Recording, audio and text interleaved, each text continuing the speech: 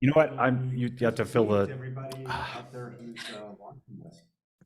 Okay, could you fill the time for just a second? I'm gonna go grab my coffee, which is heating up right now. Okay, James is going to grab his coffee that is heating, and I am supposed to fit in the time. So it's so fun.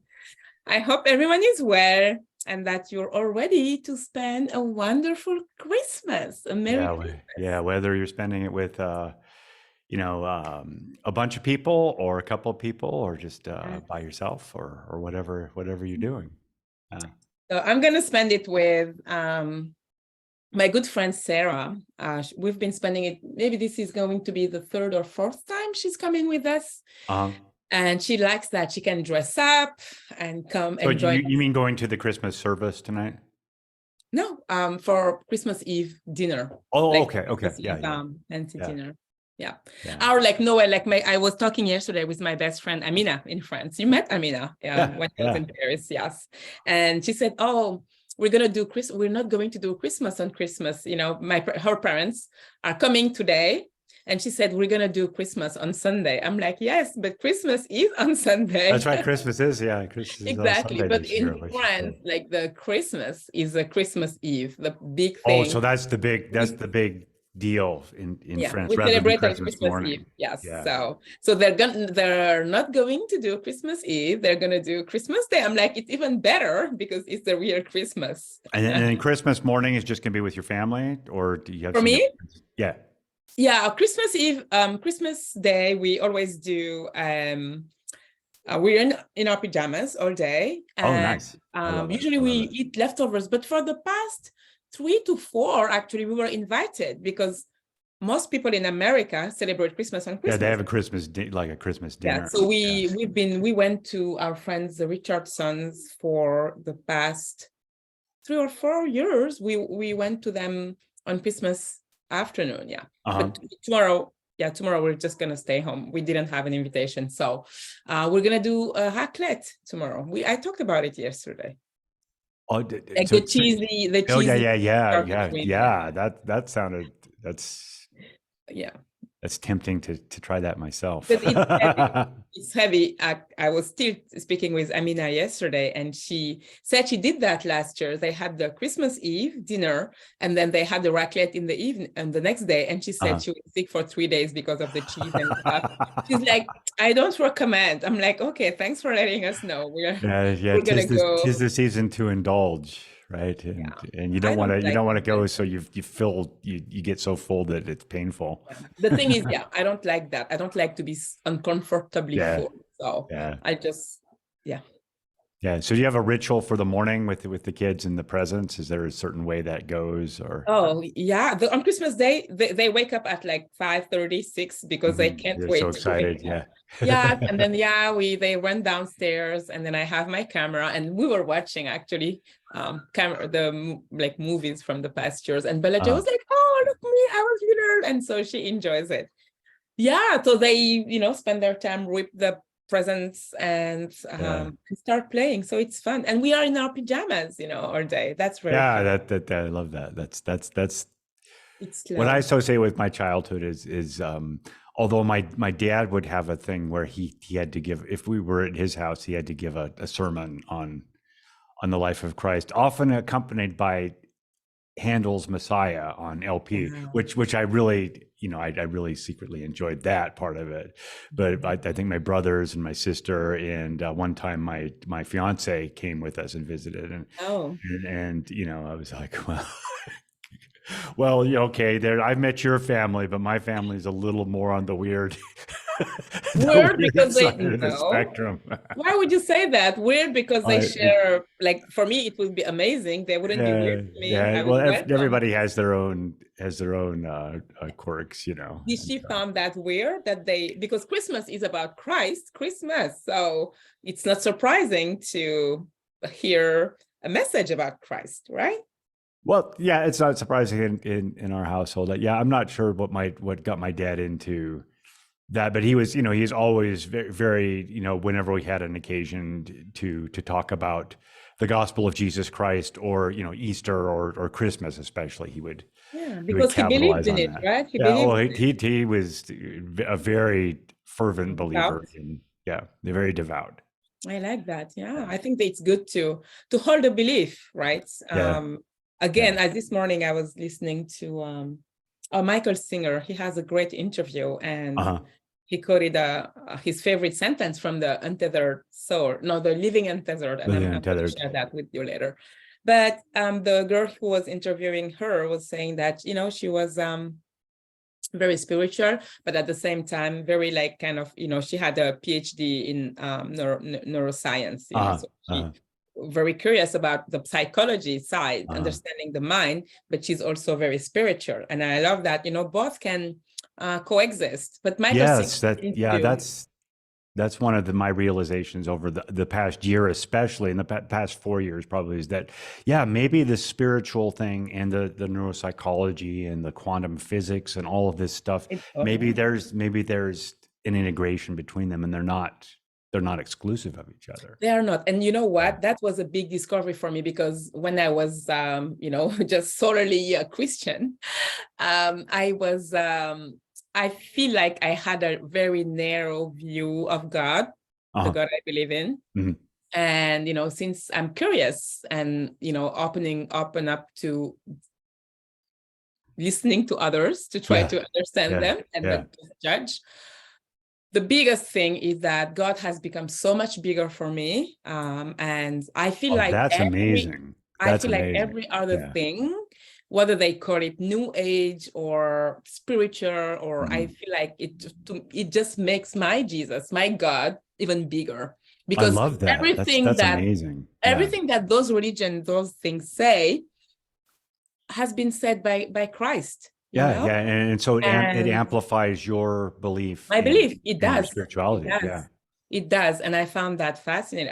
I'm like, yeah, you know, because I think a lot of people are afraid to go there because they think that it's so much anti what they believe in. But I'm glad I feel so blessed to have the opportunity to really dive deep in the Bible.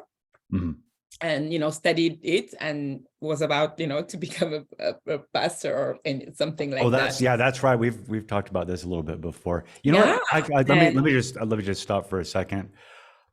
And this is just for me to remember, and for you to remember as well. We don't need to say we've talked about this before, because a lot of people, maybe this is the first time they've heard us having a conversation. They know they can go back. They can go back. They can go back if they want, but we don't need to say we've talked about this before. They'll be curious. They'll be curious. Because it's like you hear I don't know if you watched that video with Steve Hardison on the Zoom a couple of days ago. I did. I was supposed to be on that call and I forgot.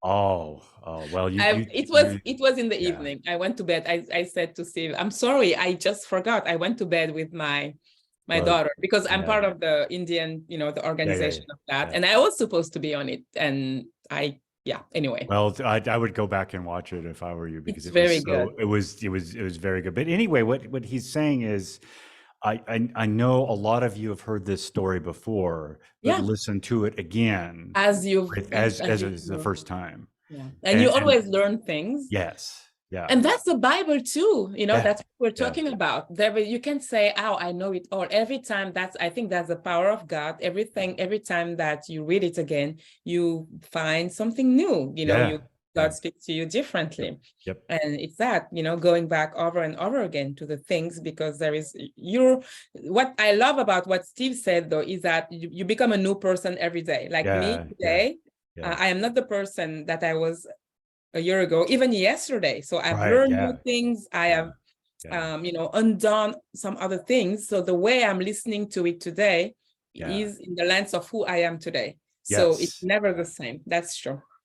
Yeah. So anyways, it's just as far as I'm going to try to catch myself in this, because this is something I do.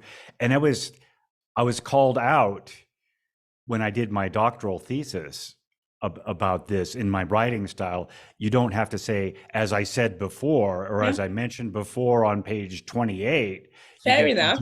You know, if it's worth restating, you go ahead and restate it. You don't have to. You know where it comes from, in my opinion? In my opinion, it comes from, like, I remember my papers, you know, at school, the teacher would write repetition, you know? Yeah. So the teacher will remember what I've written, and she's like, you're repeating yourself.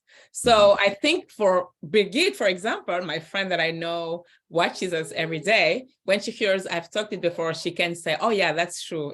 So that's a private connection and bonding with her. So I don't think it's wrong or right. It's just whatever it is.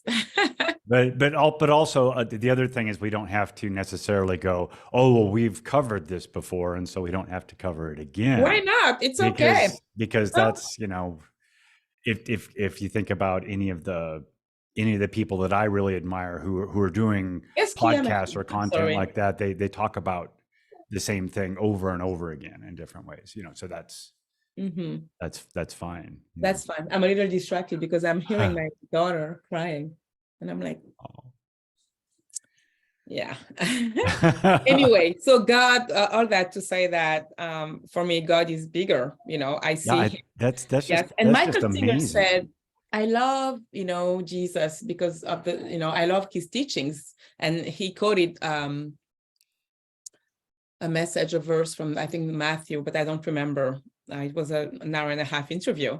And then I'm like, oh, that's so good. Like for me to be listening to this guy who is like a conscious guy. I don't know if he belongs to a religion or not. Here is him citing Jesus and confirming all of my belief. Yeah, I think he might lean towards Buddha. I've only read a little bit of the Surrender Experiment, but I think he might lean a little bit towards Eastern. He started that, and I'm not sure he stayed there because he said he doesn't recommend to live secluded because he did that for a while and ate the same thing, and he said my stomach was like dead, and he said you can live your life, get married, go to school, go to work, do the things, and just be aware. And he says is a lot of what you say, be observer of your thought. And his favorite line, to come back to it, he said his favorite book, line from the whole book, and I'm like, where is it here?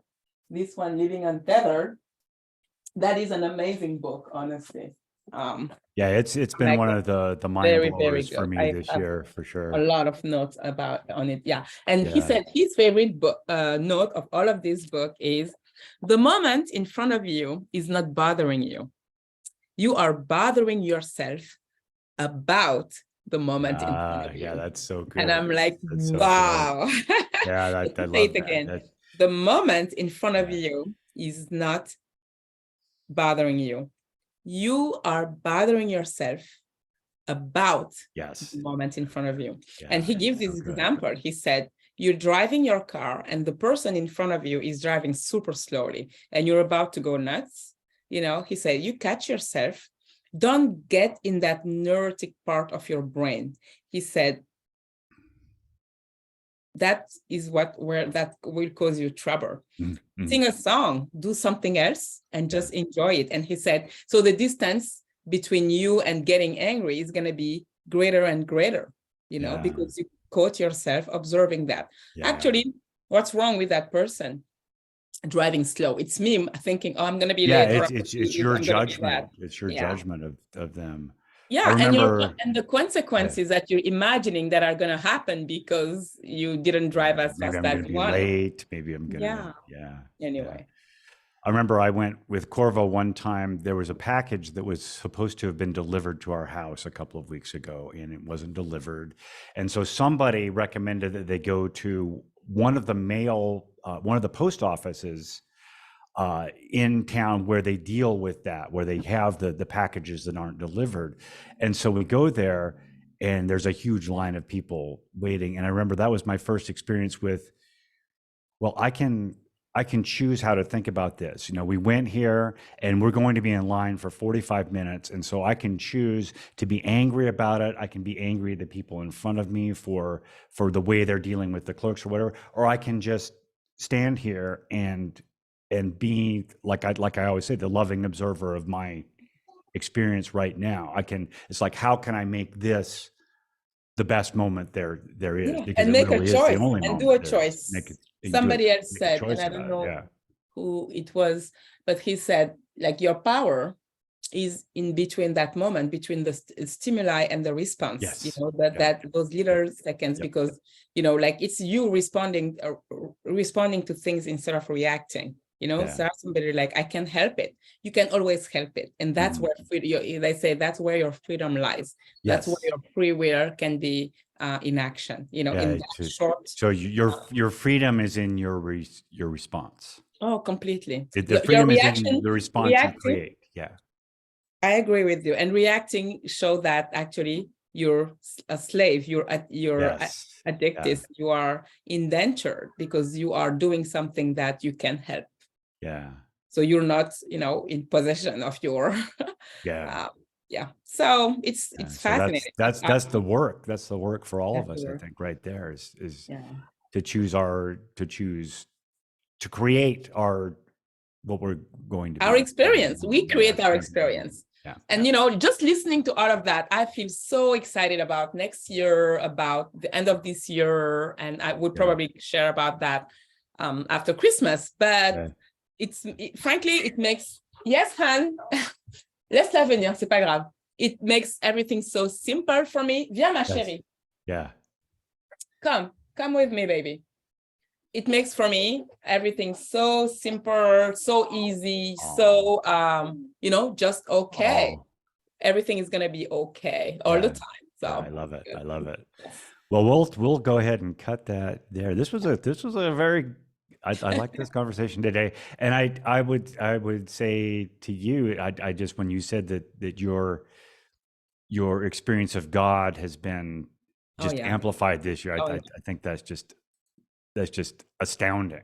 Really. Oh yeah, it's amazing. I feel super closer to him, and wow, I was like, I'm sorry for keeping you in a little box for so long. Yeah. Oh, I love that. Anyway, okay. All right. Well, Merry Christmas. See you. Merry Christmas, everybody. We'll see you on Boxing Day, which is on Monday. On Monday. And I love that tomorrow is Christmas and that we don't have to record in the night with my family. All right. See you all later. Bye-bye. All right. Okay.